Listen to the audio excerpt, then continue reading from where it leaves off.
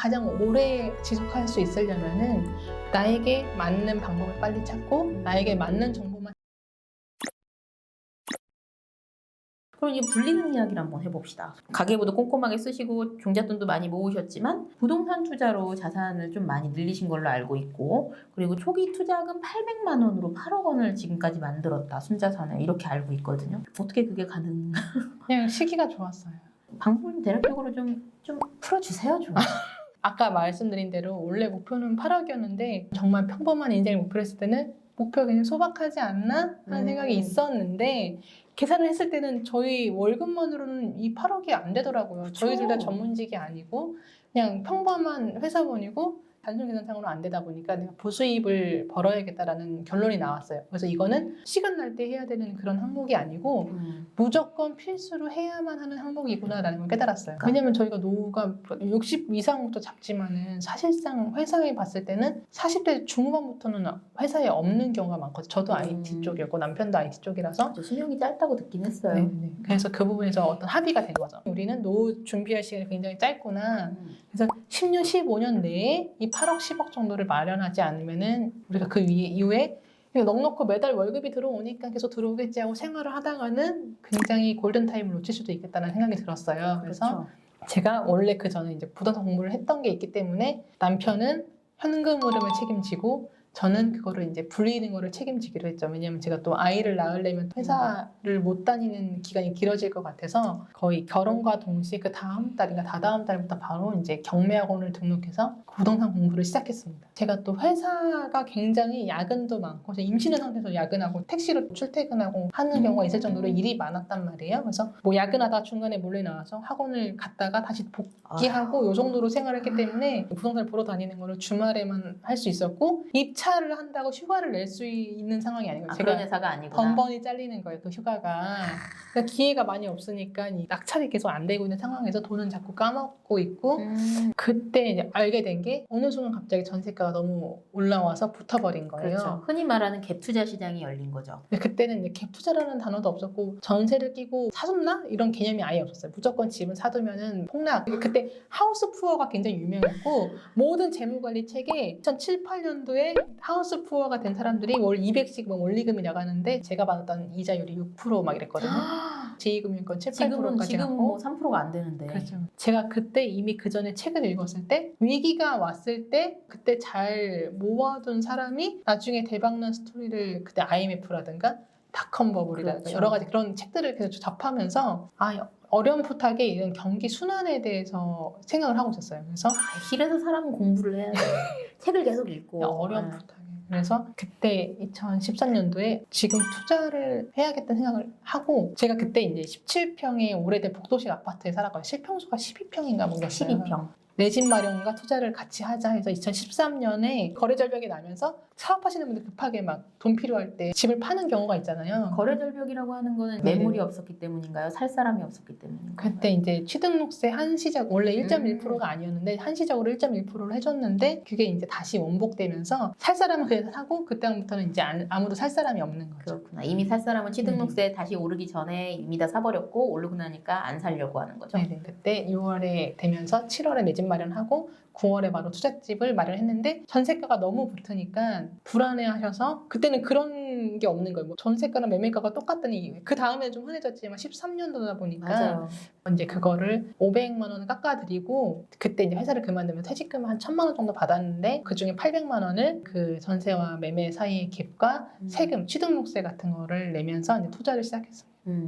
내용이 조금 어려우실 수 있어요. 갑자기 부동산 이야기가 나오다 보니까 궁금하시면 책을 읽으세요. 복습은 책으로 하시면 됩니다. 네. 아무튼 핵심은 그거잖아요. 남들이 안 좋다고 했을 때 적은 돈으로 투자를 시작했고 그게 상당히 많이 올랐고 그걸 가지고 계속 또 재투자를 하고 그런 방법인 건가요? 근데 이게 제가 욕심을 냈으면은 마통도 나고 대출을 더 많이 받아서 더 살 수 있었거든요. 실제로 그렇게 많이들 하셨죠 그때? 근데 저는 그때 느꼈던 게 또 너무 무리했을 때 망한 사람들 너무 많이 봤잖아요. 그 때문에 내 계획 안에서는 이 정도만이 만약 무슨 일이 벌어졌을 때 감당할 수 있는 수준인 거예요.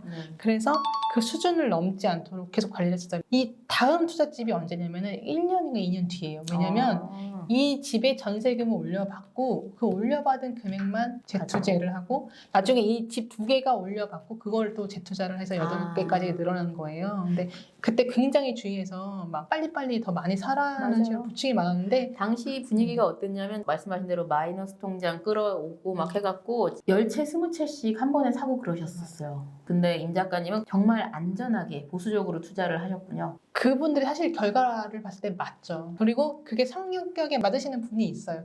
그분에게는 그게 정답이고 내 성향에는 무리한 투자를 했을 경우에 내가 잠을 못 자는 성격이구나를 깨달았을 때 그냥 내 길로 가야겠다라고 마음을 먹는 게 굉장히 힘들었는데 근데 그거를 그냥 지켰다는 게 저희 계획 달성이죠. 네. 근데 그럼에도 불구하고 결과가 나온다는 얘기를 하고 싶었어요.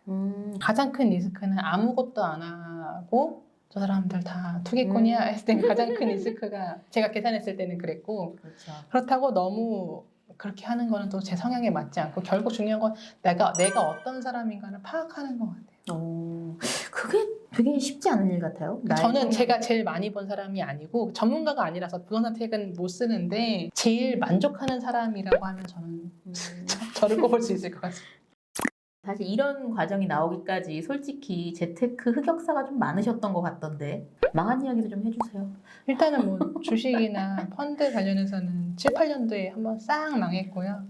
그전에는 또 원래 주식 소모임 같은 걸 했으니까 또 했는데 뭐 결과가 다 안 좋았어요. 주식이 오를 때 나도 모르게 막 빨리 막 더 사고 싶고 떨어질 때 이런 멘탈 관리 사실 전부더라고요. 근데 그때는 멋모르고 막 무조건 막 돈을 크게 벌어야 돼 막 이런 마음이 있었기 때문에 망했던 것 같고 즉 부동산 같은 경우에는 그게 7, 8년도에 그때는 엄청 또 부동산 붐이 있으니까 부동산 가격이 많았단 말이에요. 그래서 많이 좋지는 않았는데 갑자기 어느 날 그게 닥쳤잖아요. 리먼 브라더스 사태가 닥쳤는데 제가 집이 인천이다 보니까 일단 송도에 뭐 하셨던 분들도 굉장히 많았고 근데 주안에 뭐 반지하 불이 차든 말든 무조건 낙찰받고 보는 분위기가 있었어요. 무조건 올랐거든요. 이게 대지만 있으면 가보지도 않고 막 10몇 개를 한꺼번에 낙찰받고 하시는 분들의 어떤 말로도 많이 보고 부천이나 이런 데 뉴타운 투자하셨다가 물리신 분들 인천에 굉장히 그러신 분들이 많아요. 또 상승장의 마지막은 대형이잖아요. 하락기가 왔을 때 대형이 여전히 팔리는 지역이 있고 안 팔리는 지역이 있는데 인천은 팔리지 않는 지역이에요.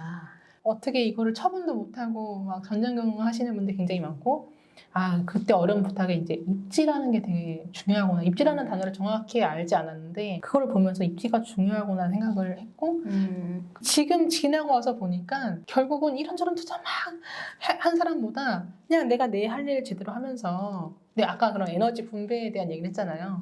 가계부 쓸 때는 이 정도 에너지를 투여하고 투자할 때 이 정도 에너지를 투자하고 그 나머지 에너지를 내가 그냥 살 집, 내가 살기 좋은 집이 남이 보기에도 살기 좋은 집이니까 이거를 갈아타기만 잘 이렇게 비과세로 한 사람은 오히려 돈을 더 많이 벌었더라고요. 이게 마지막 가서는 결국은 가르는 게 그런 입지구나. 왜냐면 저희가 예전 이기 신도시 이럴 때도 새 아파트가 거기 지어진다고 다 같이 우르르 갔는데 결국은 새 아파트가 나는 날 가지고 좋은 동네가 오랜 시간을 잘 버티고 있는 걸 우리 목격했잖아요. 그렇죠. 근데 지금도 막 새 아파트가 생긴다고 해서 서울은 다 낡은 아파트밖에 없고 외곽으로 막 빠질 때 남이 안 볼 때 안으로 들어가야 되지 않나. 뭐 그런 생각을 하고 있어요. 그래서 이런 굉장히 부동산 투자도 그렇고 성공, 실패, 뭐 수익률 여부를 떠나서 굉장히 많은 경험을 갖고 계신 건 사실인 것 같아요. 오랜 기간 동안 시장을 지켜봐 오신 건 사실인 것 같아요. 지켜보고 경험이 많지는 않습니다. 지켜만 봤나요? 평범합니다. 근데 제가 봤을 때는 저는 제가 필요한 지식 빼고는 빨리 잊어먹어요. 얼른 여기에만 집중하고 만약 여기까지 왔어 그럼 이 다음 단계에 대한 지식만을 남겨두고 그 전에 지식을 빨리 버려요. 저는 다이어리도 쓴 다음에 버려요 그냥. 중요한 거는 모아놓지 않고. 포스팅을 올려놓고 이런 식으로 내 에너지를 최소한으로 관리를 하고 있는데 제가 많이 번 사람이 결코 아니라고 했고 가장 많이 하는 사람이 아니잖아요. 가장 오래 지속할 수 있으려면은 나에게 맞는 방법을 빨리 찾고 나에게 맞는 정보만 취사 선택해서 나머지는 빨리 버리고 이 방법이 제가 보기에는 그 말씀을 드리고 싶었어요. 재테크를 시작한 지 얼마 안 되시는 분들한테도 굉장히 도움되는 메시지인 것 같아요. 지금 다양한 강사나 다양한 투자 방법들이 있는데 그중에서 어떤 게 나하고 잘 맞는지를 진지하게 고민해 보시는 것 굉장히 중요한 메시지가 아닌가라는 생각이 듭니다. 물어보고 싶은 게 더 많은데 영상의 한계상 여기서 한번 줄여보도록 하겠고요. 오늘 긴 시간 동안 임다혜 작가님 모시고요. 많은 이야기 나눠봤습니다. 또 인생의 목표를 세우는 이야기, 그것도 구체화하고 달성해가는 이야기, 그리고 돈 버는 이야기에 대해서도 많이 이야기를 나눴고요.